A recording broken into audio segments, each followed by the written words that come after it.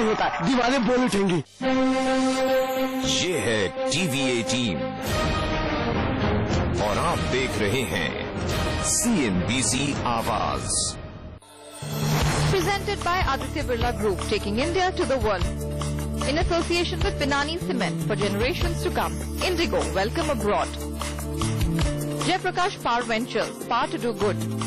And PC Dweller, dweller for generations. Digital outdoor partner DSN. Cafe partner Barista Lavaza. Print partner Business Standard. Broadcast partner YouTube.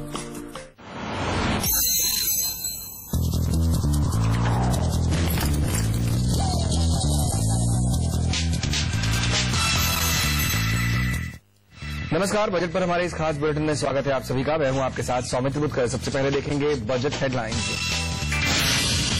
Budget से पहले CNBC आवाज पहुंचा पूर्व वित्त मंत्री यशवंत सिन्हा के संसदीय क्षेत्र हजारीबाग। क्या यशवंत सिन्हा के वित्त मंत्री बनने से यहां आए हैं कोई बदलाव, लेंगे जायजा।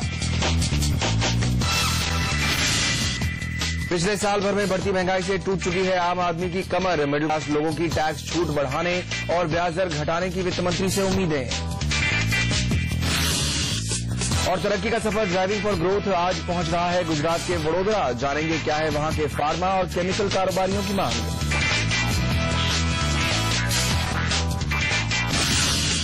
अगर कोई रेल मंत्री होता है तो उनके इलाके में लोगों को तोहफे में कोई न कोई नया स्टेशन मिल जाता है। उनके इलाके के लिए कुछ नई रेलगाड़ियां चल जाती हैं। क्या किसी नेता के वित्त मंत्री होने से भी इसका फायदा उनके चुनाव क्षेत्र के लोगों को होता है? इसका पता लगाने के लिए CNBC आवाज की टीम पहुंची उन नेताओं के संसदीय क्षेत्र में जो वित्त मंत्री रह चुके हैं। क्या इन नेताओं के वित्त मंत्री रहने से उनके लोकसभा इलाकों में तस्वीर कुछ बदली है? क्या है वहां का हाल और क्या है वहां के लोगों की आवाज? यही आप तक पहुंचा रही है हमारी खास पेशकश FM स्टेशन।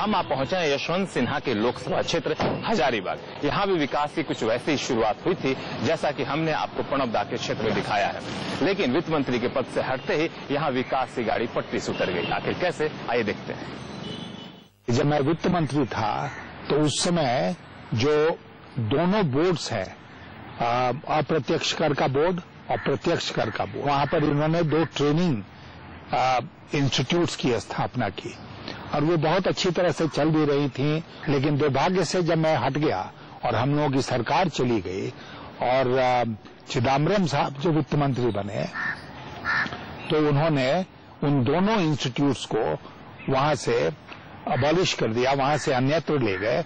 मैंने बहुत भारत सरकार में उनसे विनती की, लेकिन भारत सरकार के कान पर जू तक नहीं रेंगा और वो दोनों महत्वपूर्ण संस्थाएं वहां से हट गई।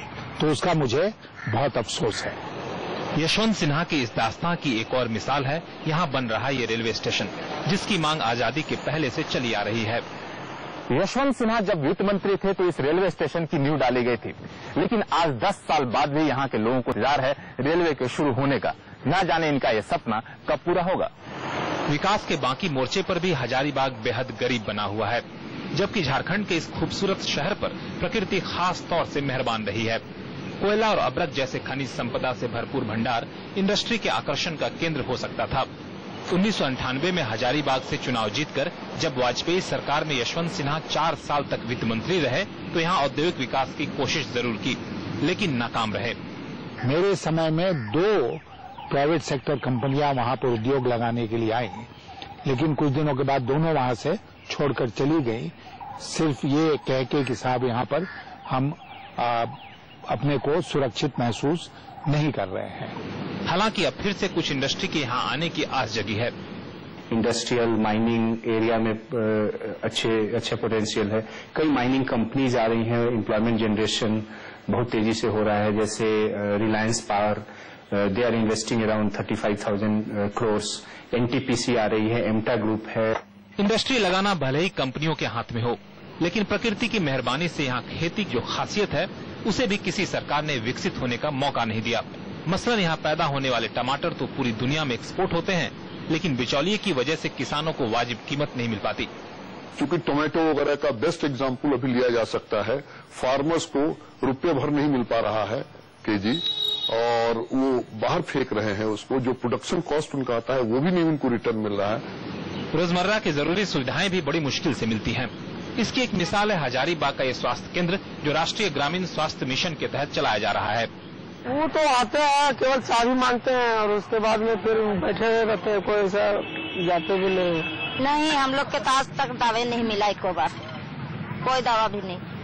हालांकि हम केंद्र सरकार की सबसे फ्लैगशिप योजना नरेगा की बात करें तो इसका हाल खुद यहाँ के सांसद की जुबान से सुन लीजिए।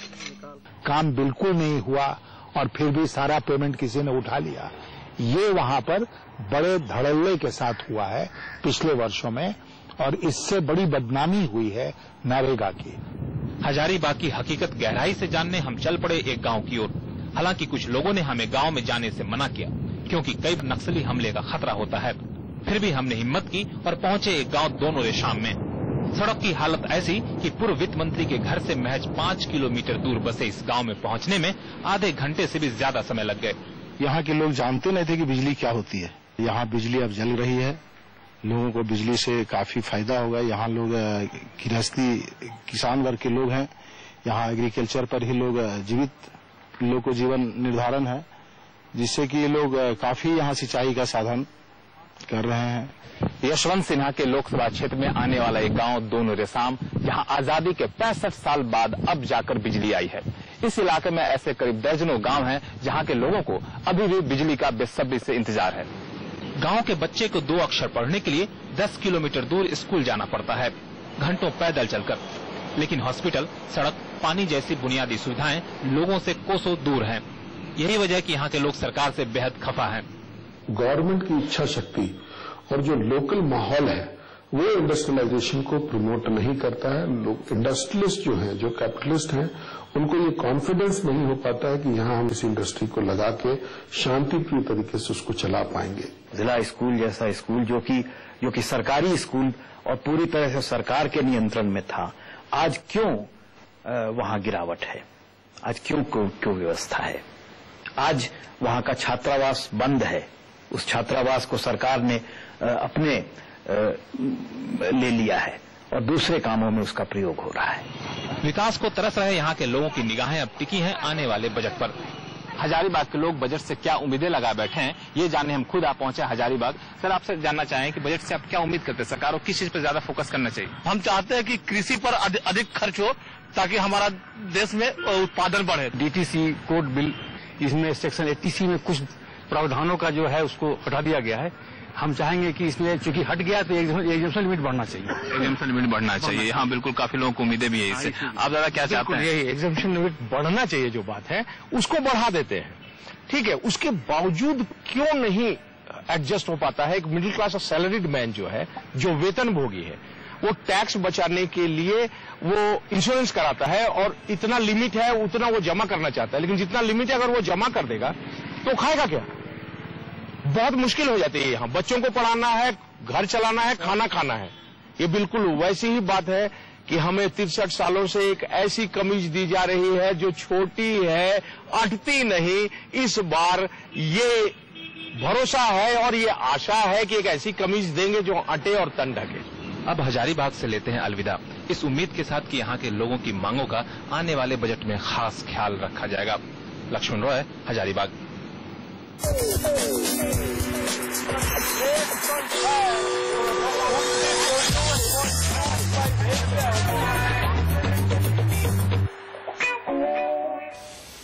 चलिए, बजट से मिडिल क्लास लोगों की क्या उम्मीदें हैं, ये लेकर आएंगे हम आपके लिए इस छोटे से ब्रेक के बाद।